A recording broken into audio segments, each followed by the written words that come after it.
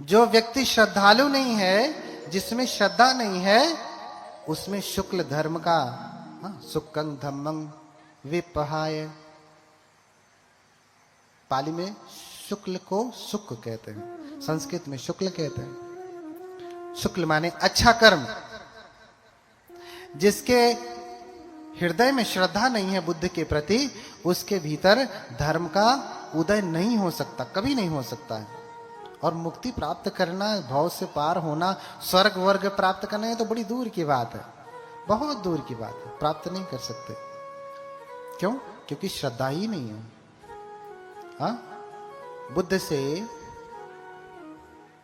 बुद्ध से आलवक यक्ष ने प्रश्न किया।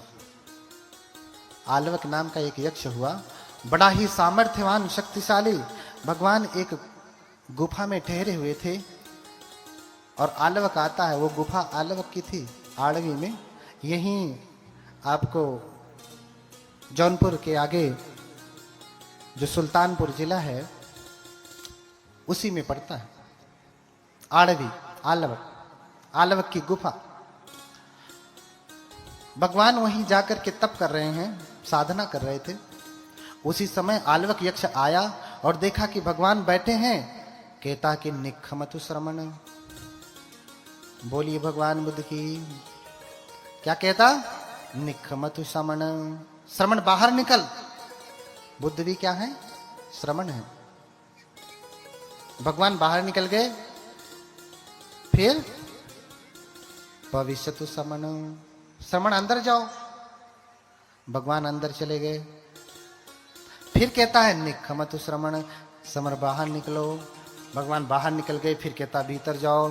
भगवान भीतर चले गए। फिर कहता है बाहर जाओ। भगवान बाहर चले गए। फिर कहता है भीतर जाओ। फिर भगवान भीतर चले गए।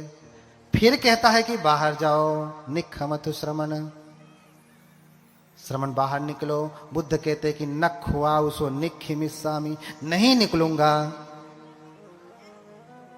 हाँ, क्या कहते? नहीं निकलूंगा। यक्ष होते हैं जिसमें मनुष्य और दैवी दोनों गुण होते हैं, शक्तिशाली होते हैं।